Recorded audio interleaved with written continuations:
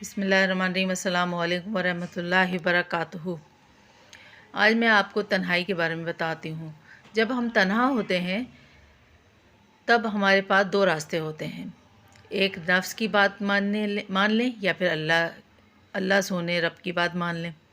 तन्हाई में हम गुनाह भी कर सकते हैं, इबादत भी कर सकते हैं और हम थोड़ी देर की लज्जत भी पा सकते हैं और ज़िक्र इलाही से सुकून भी पा सकते हैं। हम अपने गुनाहों पे तौबा और आंसू भी बहा सकते हैं और मोहब्बत इलाही में भी रो सकते हैं। हमें लगता है कि हम अकेले हैं, मगर जो ज़ात नातवा वो सब कुछ देख रहा है। इस खालिक कायनात को पता है कौन तन्हाई को गुनाह से भर रहा है और कौन नेकियों से उसकी नाराज़गी मोल ले रहा है। कौन उसकी नाराज़गी मोल ले रहा है, कौन रज़ाएँ मांग रहा है, कौन बारगाह इलाही में खड़े होना डर रहा है और कौन नहीं। एक बुज़ुर्ग ने खूब कहा कि अगर अपना ईमान का लेवल चेक करना है तो अपनी तन्हाइयों को देखो, तुम तन्हाई में क्या कर रहे हो।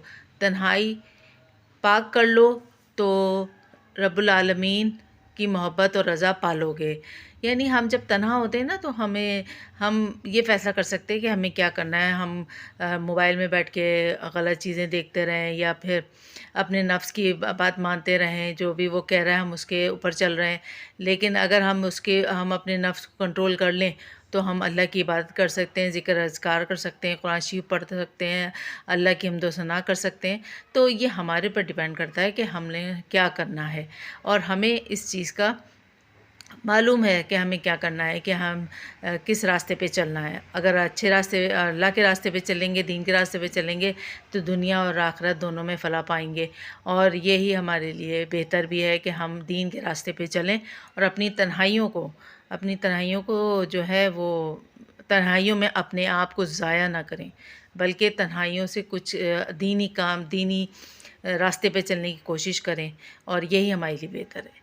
इस पे ज़रूर अमल कीजिएगा और सबको इस बारे में बताइए, शेयर कीजिए ज़्यादा ये वीडियो।